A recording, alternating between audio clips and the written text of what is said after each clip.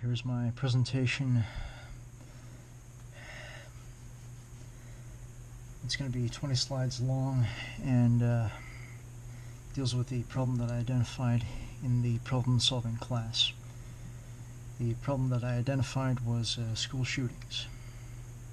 As you can see, it says the exact problem being addressed here is the unending threat of school shootings and the harm they cause to students and faculty. To address this problem, I identified several causes, 4 main causes of school shootings. The first cause are a lack of intervention strategies. These can include a lack of methods to fight back against the shooter, for example, self-defense methods, school security guards. Basically, a lack of all those elements are one of the main causes of school shootings, or at least the massive death tolls that occur with them. The second cause is a lack of secure facilities. These include faulty door locks, which make it easier for the school shooter to enter the classroom and basically maximize his number of kills,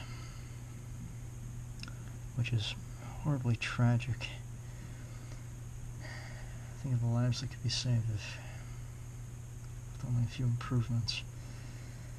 The third cause is a lack of adequate responses. These include evacuation protocols, code blues, as they're sometimes known.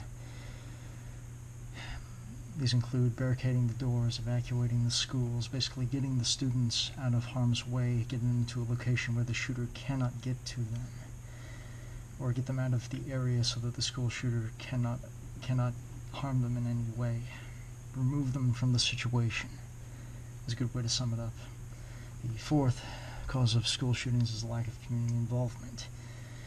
This can include anything from bad quality of a certain neighborhood, or the bad quality of the parents of the school shooter, or just parents in general of that area.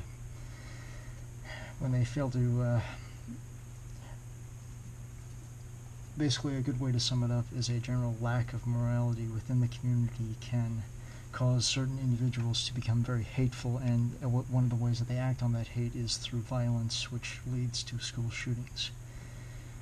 Now, here's a weighted criteria decision matrix that I constructed to weigh the 4 different solutions to these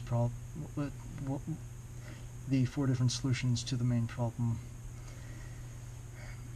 against the criteria that I determined from my research. Here is the first level of criteria that I analyzed, which is must deter potential school shooters. In order for a solution to be effective, it has to deter school shooters, meaning prevent them from becoming a school shooter in the first place. Take away their motivation for becoming a school shooter. Okay, criteria level 2 is the solution must deter students from bringing weapons onto school grounds. That's simple. A school shooter cannot become a school shooter if he does not have a weapon on campus in the first place, primarily a firearm. Criteria level 3. A solution must help create an atmosphere that emphasizes respect for fellow students and staff. This goes back to creating a very moral environment in the school. Basically, if a student loves and cares about his fellow classmates and his teachers, then he will be less likely to take up arms against them and commit violence against them. Criteria level 4. A solution must have a track record indicating past success at preventing armed threats. This is obvious. In order for a solution to be implemented, we have to know that it's going to work before we implement it. Otherwise, we could possibly be wasting school money on a solution that might not work. Here are the scores based on the weighted criteria decision matrix. As you can see, solution 1 rated the highest, solution 2 solution 3 rated second highest, solution 2 ranked third highest, and solution 4 ranked last place. I was kind of surprised by that. Okay, here are some of the basic solutions that were identified. Solution 1, armed security guards. The action plan for carrying that is to first get a list of requirements from the school board, the superintendent, review the list, and then have the schools conduct interviews with various candidates to become armed security guards, and then employ them and implement them into the schools. Here's the state-of-the-art. Here's the second solution in installing state-of-the-art camera surveillance systems. These allow you to monitor school grounds, so we can know if a school shooter is going to arrive or not.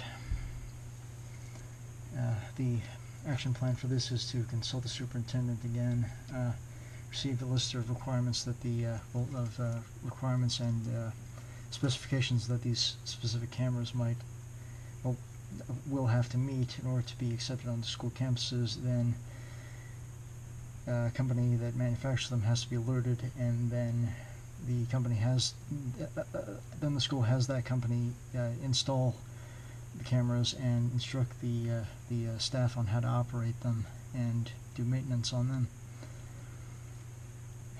Alright, solution 3, installing new doors, locks, built-in metal detectors.